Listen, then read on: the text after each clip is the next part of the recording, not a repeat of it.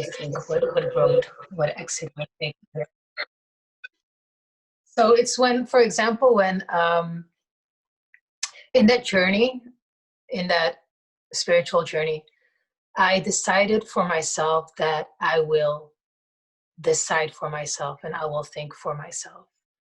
That that I will question everything, what I believe, um, and just try to educate myself again and see if that's what I truly believe.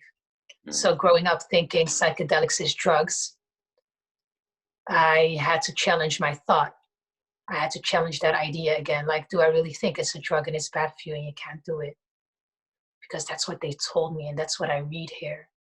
But I can only find out if I do it myself.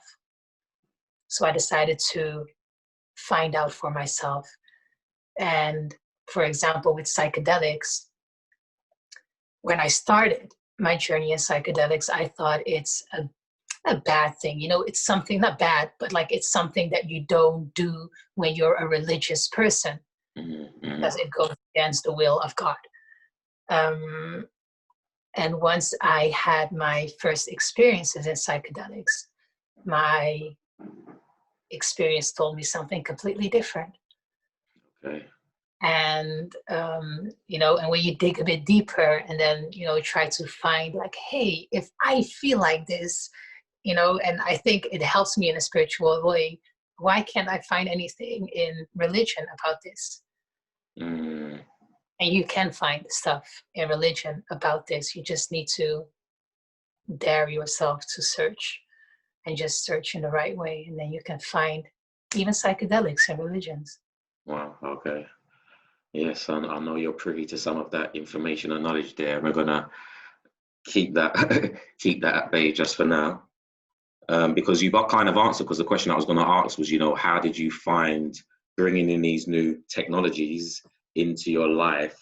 You know, being contradictory to maybe the way you was raised, and how did you navigate that?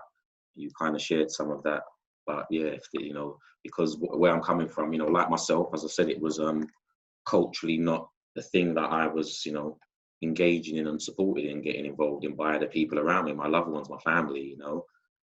So you're definitely stepping out of your own comfort zone. For the unit, it's also, you know, can be challenging when you're saying maybe as a, you know, a Muslim lady, from the view of your family, that you going to do yoga, you going to take psychedelics, and not just take it, you're teaching people how to do yoga, you're inspiring people to take psychedelics. Like, how have you dealt and navigated that? How's that been for you, based upon there's other people in our places, in our positions, going through similar slop? Yeah, well, actually, I decided that nobody can judge me besides me. So I just wanted to try things that in my mind I felt like I couldn't do, or, you know, not just staying in my comfort zone, just trying other things, because I lived my life, you know, in my comfort zone for years and I just didn't feel happy and I didn't feel like I was growing and I just felt stuck. So I just reached that point of, okay, you can stay like this, continue like this, and then expect different results, which you won't get because you're trying the same thing, or you can just try to do other things. And that's when I just tried to do yoga, different styles of yoga, different meditations. Let me just try psychedelics. Let me try different psychedelics. I just allowed myself to be open to things that I didn't know, that I didn't experience before. And yeah, I mean, doing that, I was, even when I was doing yoga, practicing yoga, I was one of the, you know, there weren't many people like me. There were many Moroccan girls. There weren't even many girls, mostly women at that time, you know, 40 plus, white, blue eyes. So most of the time I was the only Moroccan girl, lady in the room. Psychedelics, nobody in my environment. Are you crazy? Psychedelics, that drugs, you don't do that. You know, it can make you crazy. Why are you thinking about that? No, why? Psychedelics, you're crazy. So no, there were no people that I could speak to in my environment, but I was curious enough to just go and try things. Okay, cool. It's very brave of you. I've been speaking today, you know, just about stepping out into the unknown, you know, and You know, it takes a brave one to step out into the unknown and then step again and continuously step out. Then they're not knowing how people, things may respond and react to the things that you do. And, you know, when many times in my life I've got caught up in that, you know, and you don't make moves based upon the impact that it may have on others, and you then put yourself second or third. So the fact that you could then make the stand, step up, and step out, I commend you on that. So we're going to slowly get into some other subjects. I want to just really lighten the mood. And one thing that I have been doing, but because I've got company at the moment, if I'll be very honest, and they've got the speaker next door going on, and I normally have some music played in the background, low enough that I can hear it, but it's not picked up, you know, in the background, hopefully, or if it is, it's not impacted enough to affect the conversation. But what it inspires me to find out or ask people is about music. And we're just going to flip it, and I'd just like to know, you know, what's on your playlist, what you're listening to, and sharing about music, man. You know, the role of music, and then maybe apply it to the technologies that you're talking about. Anything, you know, you could just, it's just real open. That's funny you're asking it, because I came from like before my spiritual awakening. That's how I call it. It was mostly R&B, rap, pop, very mainstream, Beyonce, Jay-Z, Kanye West music. And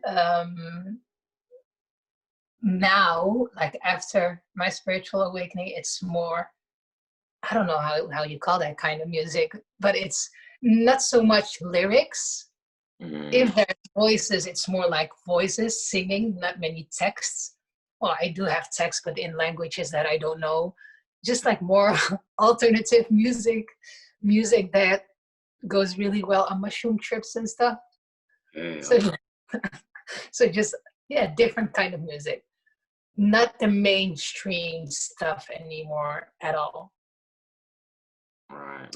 So I have two younger sisters, and, you know, they still bring me music, or, you know, just put music on. They're like, this is a new Beyonce. I'm like, oh. And they're like, where do you live if you don't know this kind of stuff anymore? But I'm completely moved away from the mainstream music, completely. Why? I think it's just, completely, yeah. well, because I fill up my time differently with different music. And I guess it's just the flavor of the moment, the phase that I'm in my life right now, which just gives me, you know, different kind of vibes and not too many lyrics, and, you know, yeah, just a different kind of vibe. Okay. And so what would you say the music's doing for you? I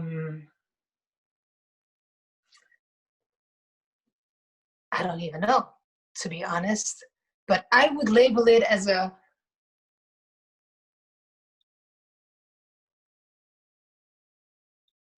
sorry for that.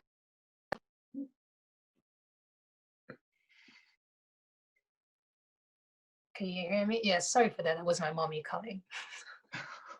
I have it on moon, you know, but still the call just comes through. Where were we? Yeah, so I would label that music as a combination of like, I don't even know, like soul, funk.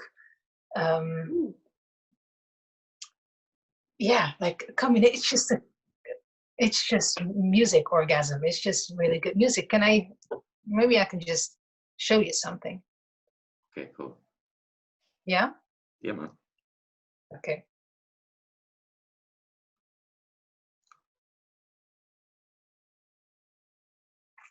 Let me think. Oh, yeah.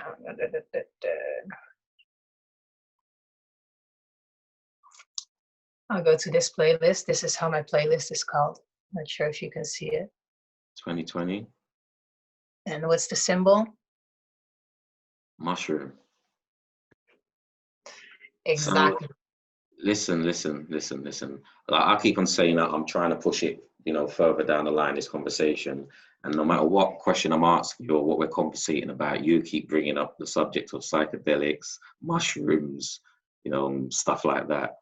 So Sorry for that. we're going to jump from music to mushrooms. Got you. And the segue will be, because we're talking about music, we'll get into mushrooms and then psychedelics, you know, as a whole. And do you mention music for your mushroom journeys and stuff like that? What role does music, you know, complementary to your psychedelic experience? How do you use it? You know, what role does it play? I know, for example, say, let me go there, you have groups who may organize retreats and stuff, and they have specific playlists that are designed to support the person on their psychedelic journey. And it may have different intentions behind it, but the music is geared around that. Do you use music in that way, or how do you? Yeah, I definitely have my mushroom playlist for when I, you know, have my own experiences. I think music is really important in that journey, because music just allows me to access different parts of me. You know, the different tones have different effects. That's why I don't like too many lyrics in my music as well. Just really the tones of the music, the different instruments. I like tribal music, you know, more spiritual music. I usually start off a bit slow, you know, just to come in that zone. And then it builds up to like soul, funky, mixed with a little bit of house music. Yeah, I don't know what the name is. I should try to, you know, find the name of the music. But hey, it's just good music. But definitely important for the trips.